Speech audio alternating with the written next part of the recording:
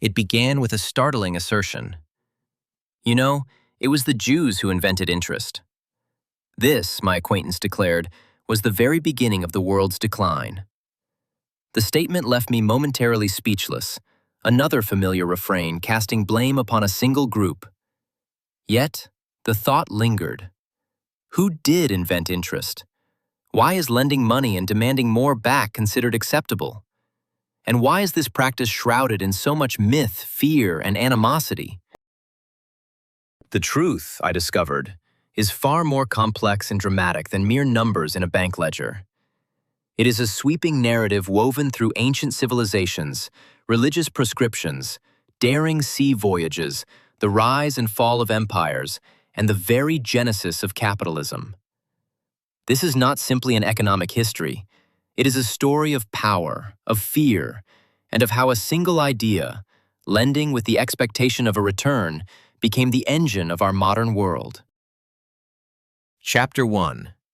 Cuneiform and the Dawn of the Credit Contract. Our journey begins in the cradle of civilization, Mesopotamia, nestled between the Tigris and Euphrates rivers. Here, amidst the oppressive heat of a sun-baked land, humanity not only forged the first laws and the written word, but also conceived of interest. It was here, around the 23rd century before the Common Era, that the Sumerians etched onto clay tablets the revolutionary concept of lending and receiving a greater sum in return.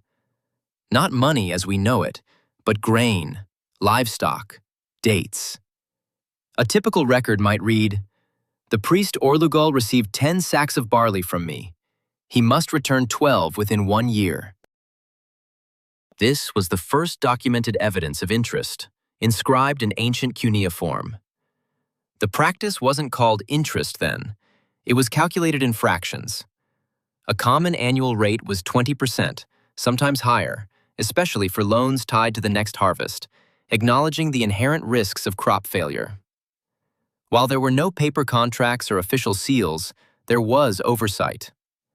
Temples and palaces often functioned as early banks, storing deposits, issuing loans, and enforcing penalties. One stark example of this early financial reality comes from the city of Lagash. A tablet recounts the plight of a farmer who borrowed oxen for sowing. When a drought destroyed his crops, he was unable to repay his debt and, along with his family, was sold into slavery. This was bankruptcy in the Bronze Age, a matter of survival, not just economics. Interest, though loved by some and loathed by others, had become an indelible part of the societal fabric. It transitioned from mere avarice or neighborly generosity to a codified system, embedded within the very rules of existence. From this point forward, humanity began to grasp a profound truth. Wealth could, over time, grow. This idea irrevocably altered the landscape of economics and power.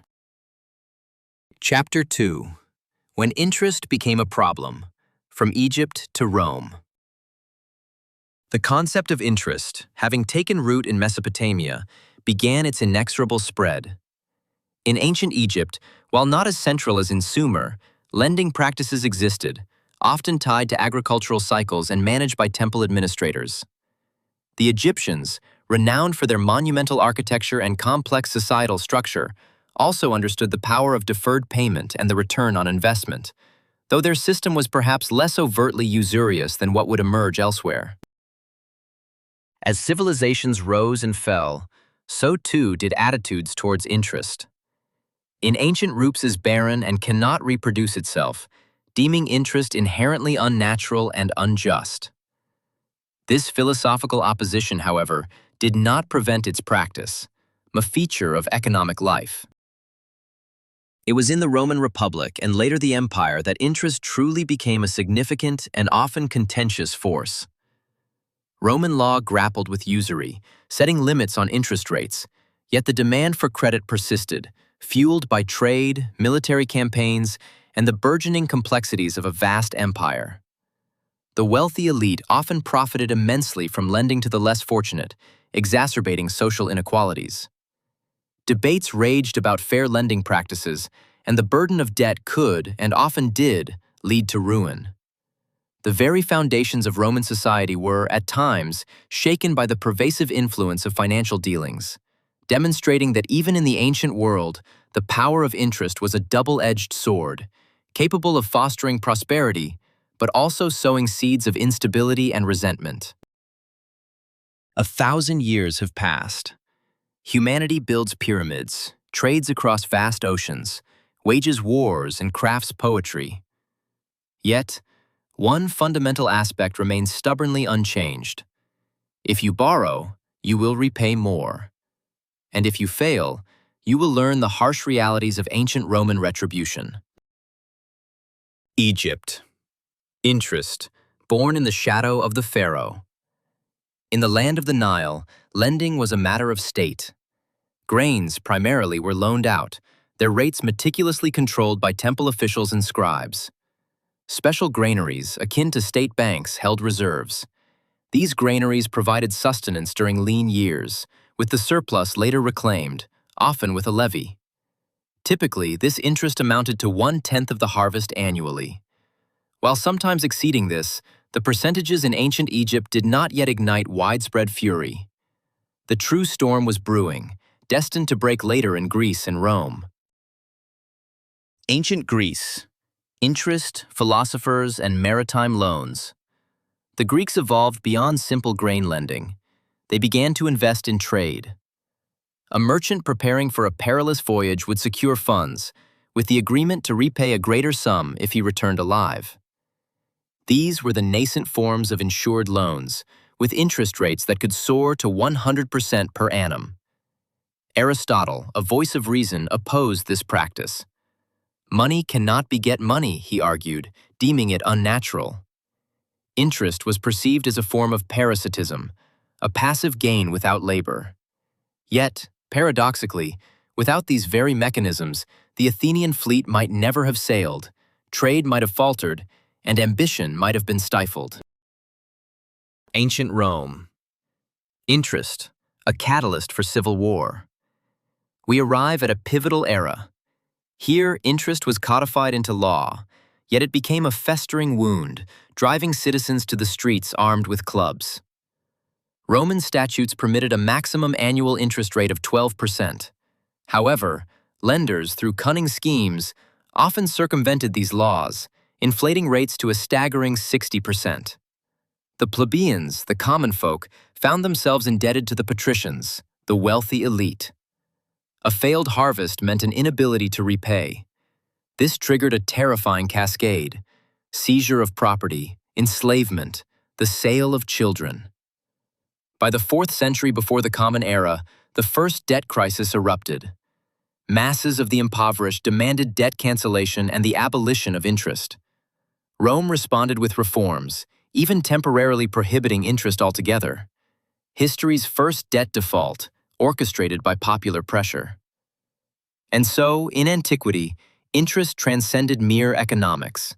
It became a question of power, a battleground for class struggle, and a subject of profound philosophical debate. Those who possessed capital could subsist without toil, while those who borrowed risked everything. The world began to grasp that interest was not merely a numerical calculation. It represented a fundamental relationship between the powerful and the vulnerable, a dynamic not all were willing to accept. Chapter 3. Interest under the gaze of religion and the Inquisition. Medieval Europe. The tolling of church bells. On the square, the destitute. In the castle, a feast. Somewhere in a dark cellar, a moneylender. The world divided into those who condemned interest and those who, regardless, fronting interest became not just unpopular, but a grave sin. Christianity declared interest to be evil. The sacred texts are explicit. In the book of Exodus, it is written, "If you lend money to any of my people who are poor, you are not to act as a moneylender to them, demanding interest." This prohibition echoes through Scripture, a divine injunction against usury. The Church for centuries upheld this decree. In the year 1139, at the Second Lateran Council, the practice of charging interest was declared heresy. Those who profited from lending were deemed beyond salvation, their earthly existence tainted by this sin. Yet, a paradox emerged. Kings, even those devout, found themselves in need of funds. To finance their ambitions, their wars, their grand ventures, they secretly borrowed, often from those the church had marginalized. And who were these lenders, these providers of capital in a world that condemned their trade? It was the Jewish people. Under Christian law, lending with interest was forbidden. Under Islamic law, it was also prescribed. But for Jewish communities, a distinction was drawn. While charging interest among themselves was forbidden, exacting it from non-Jews was permitted. This, coupled with the church's perception of Jews as Christ killers, led to a cascade of restrictions. Professions were closed off: agriculture, crafts, military service, public office. The path to financial influence, however circuitous, became one of the few avenues left open.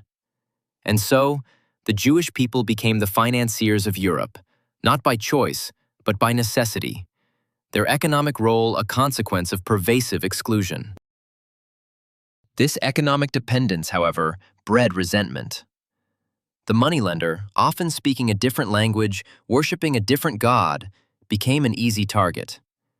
Expulsion and pogroms, brutal acts of violence, were often fueled by this animosity, a convenient scapegoat for societal ills.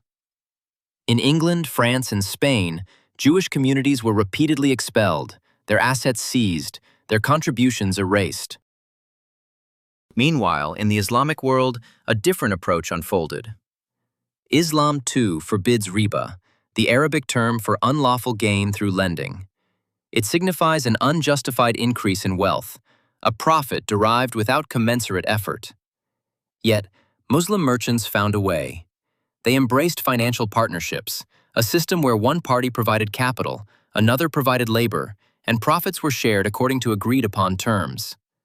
This was, in essence, a precursor to venture capital, allowing trade and commerce to flourish without the explicit charge of interest, achieving similar economic outcomes. Back in Europe, the prohibition on interest remained. A curious episode illustrates this tension. Pope Innocent IV, in the 13th century, himself secured a substantial loan with interest to fund a crusade. The Church condemned usury, yet its highest office found it a necessary evil to prosecute its holy wars. This was the absurdity of the medieval world. Interest was deemed a sin, yet the machinery of power and faith could not function without it. In the Middle Ages, interest became a forbidden topic, akin to financial black magic. It was reviled, prohibited, and its practitioners punished. Yet, no one could truly escape its influence. The very concept deemed sinful continued to propel the world forward, albeit now operating in the shadows, behind closed doors, in the hushed exchanges of envoys and the clandestine records of monasteries. The engine of commerce, fueled by this forbidden practice, churned on, hidden from the light of day. Chapter 4. The Banker's Values, Blood, and Gold. Interest emerges into the light. Italy, the 15th century. While artists paint masterpieces, across the street, in a basement room, gold coins are being counted. A new power in Europe is being born. We have a bank. The Renaissance. Interest is legalized under a new name. The Church still forbids usury, but the financiers have found a loophole. They no longer lend money at interest, they conduct currency exchanges with a difference in rates. A simple rebranding and it is done. Not interest, but a commission for services rendered. And the money continues to grow, just the same. In Florence, the Medici family establishes the first multinational bank, with branches across Europe. They amass fortunes through loans to popes, princes, and kings, financing artists, architects, and even the pontiffs themselves. Pope Leo X, a scion of the Medici banking dynasty, formally condemned usury. But in reality, he increasingly turned a blind eye in the name of progress. It is a history of intrigue. Once, The Medici extended a substantial loan to the Duke of Milan, receiving the keys to his arsenal as collateral. When the Duke failed to repay the debt, the family placed his city under financial siege. In Germany, the Fugger clan rises in parallel. Evangelical bankers who financed the Habsburgs, the Crusaders, the emperors. It was Jakob Fugger who aided Charles V in his bid for the Holy Roman Empire, granting him an astronomical credit and thus buying the votes of the electors. Charles V, after his ascension, remarked, "I received the empire not from God but from Fugger." This is no longer merely money. It is power in its purest form. Bankers increasingly become the targets of political machinations. In Florence, a conspiracy is hatched against the Medici during Mass itself, an attempt to assassinate Lorenzo and Giuliano de' Medici in the cathedral, a financial assassination of the Renaissance era. And what of interest? If previously, interest was hidden beneath the hems of robes, it now becomes the greatest weapon of monarchs. With it, armies can be built, officials bought, wars ignited, and the very art that still hangs in our museums can be financed. This is the era when money began to rule the world openly. He who could lend no longer asked. Now, he commanded. Chapter 5. Interest under sale. Who paid for the discoveries? The 15th to the 17th centuries. Galleons traverse the Atlantic. Christopher Columbus promises gold, and Queen Isabella lends the money. Because even the discovery of America is a transaction involving risk, a stake, and interest. The discovery of America is not romance. It is a startup funded by the Spanish crown. The Spanish treasury loaned Columbus money, ships, a crew, supplies. He promised immense profits from new lands, gold, spices, slaves. In essence, it was an investment with a high rate of return and extreme risk. England, Holland, Portugal, France all enter the game. The sheer cost of outfitting vessels, the cannons, the crew, the insurance against the tempestuous seas, the ever-present threat of pirates, presented a formidable barrier. This immense expenditure birthed a revolutionary concept: public investment in maritime expeditions. The Dutch East India Company, established in the year 1600, emerged as the world's inaugural corporation, offering shares accessible to the general populace. The profits, derived from lucrative trade routes, the trafficking of enslaved people, the sale of opium, and the acquisition of exotic spices, were distributed as dividends. These ventures yielded remarkable returns, with annual profitability soaring as high as 30%. But who truly financed this era of colonialism? The answer lies in a diverse coalition: banks, ambitious adventurers, and even clergymen.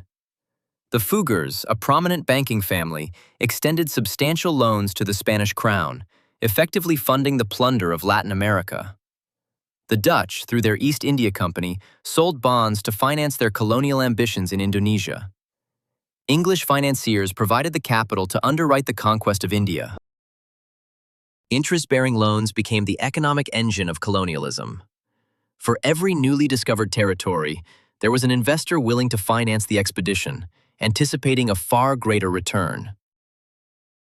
In the year 1694, the Bank of England was founded. It would ascend to become the most influential financial institution on earth, serving as the model for state-backed banks worldwide. Money was lent to the government at interest, and the state, in turn, repaid these loans using tax revenues. Interest was now officially embedded within the very fabric of public finance. To default on these loans meant the loss of national independence. The great geographical discoveries were more than mere feats of exploration. They represented the speculation of the century. The world expanded not just through courage and navigation, but because individuals were ready to lend vast sums of money at exorbitant rates, driven by the certainty that every chest of gold brought back would yield even more. Chapter 6. Interest as the world's engine, from revolution to capitalism. The 19th century. London is shrouded in a perpetual haze of coal smoke. The stock exchange hums with the frenetic energy of a beehive. In New York, a railroad deal is struck, a transaction that will soon reshape the very map of a continent. Meanwhile, in India, millions toil relentlessly to ensure that British loans yield their promised dividends. The Industrial Revolution is in full swing. Everything accelerates. Factories rise, trade flourishes, and the demand for capital intensifies.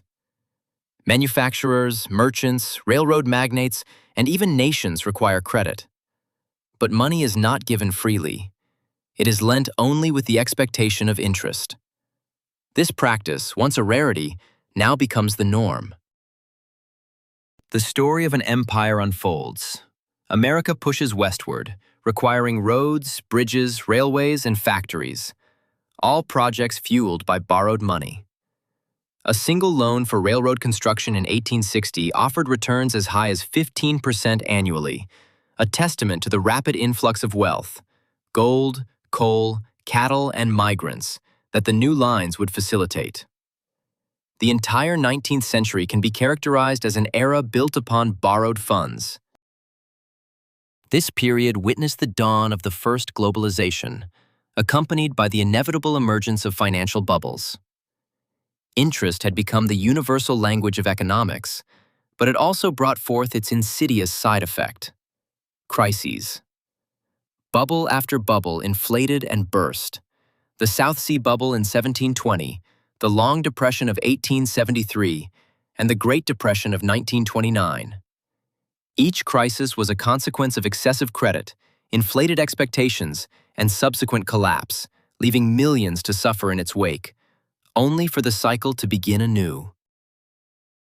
Karl Marx himself observed that interest-bearing capital represents capital in its purest form.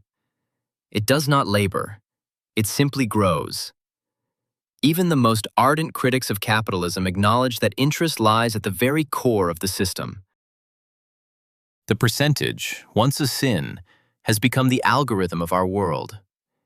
It is the invisible engine driving capitalism, a force that fuels nations to wage war, corporations to conquer markets, and individuals to live for the present, deferring payment to an ever-receding future. Yet, this engine propels us ever closer to overheating. Chapter 7. The Chains of Interest. How did we become ensnared in this financial matrix? The dawn of a new era. 1944. Bretton Woods. The Great War had barely ceased, yet the world was already architecting a new system. Amidst the ashes and ruins, a new global financial order was born. The dollar ascended to become the world's reserve currency. Gold receded into the shadows, and an unspoken contract emerged. To grow, one must borrow, and to borrow is to pay interest. The 20th century witnessed an explosion of debt. First, nations borrowed for reconstruction. Then, corporations sought capital for expansion. Finally, purchases financed over years. We are no longer merely citizens. We are participants in a vast, intricate debt conversion. The 1950s heralded the invention of the credit card. America did not simply create a payment instrument. It conceived a new way of life. Buy now, pay later, sometime. By the year 2000, credit cards were ubiquitous. Annual interest rates soared to 60%, yet instead of stark figures, advertisements promised approval without refusal in 15 minutes, cloaked in smiles. And today? The 21st century, the illusion of perpetual growth. We have constructed an economy that thrives on the future. Nearly every new debt incurred is designed to necessitate another, larger one to repay the first. This cyclical dependency is staggering. In the last 30 years alone, global debt has multiplied 3.5 times, now exceeding $300 trillion, more than humanity produces in 3 years. For this system to persist, one condition is paramount. Tomorrow must always yield more than yesterday. But what happens if growth falters? If we reach our limit? History teaches us that when economies overheat and begin to decelerate, crises ensue, sometimes on a global scale. The financial reality of the 21st century is thus: banks do not merely hold money, they create it through debt. The world's largest corporations operate on lines of credit. Governments borrow incessantly to sustain growth. Central banks manipulate economies via interest rates. And people? We have become units in a system designed to service debt. Even your credit score is a digital assessment of your reliability as a debtor. Interest has granted us progress, innovation, and growth. But it has also bestowed upon us instability, anxiety, and a chronic sense of falling behind. Chapter 8. Let us imagine. What if interest had never existed? Close your eyes and envision a different world. The Sumerians, the Babylonians, the Egyptians, they engaged in commerce, in lending, but no one demanded more in return than they had given. The concept of money, stripped of its modern connotations, is fundamentally a medium of exchange. It is not an instrument of avarice, but a facilitator of trade. Yet, in the world we inhabit, this simple tool has been warped into something far more complex and, arguably, far more damaging. Imagine a world without the relentless accumulation of debt. A world where the concept of being perpetually indebted to individuals or to nations simply does not exist. In such a reality, governments could not amass trillions in liabilities, promising repayment in some distant, uncertain future. Budgets would reflect present realities, not aspirational promises built on borrowed time. Resourcefulness would be paramount, managing what is available rather than relying on an endless cycle of borrowing. This would dismantle the precarious edifice of the debt pyramid, severing the illusion of an economy that grows infinitely by mortgaging a hypothetical future.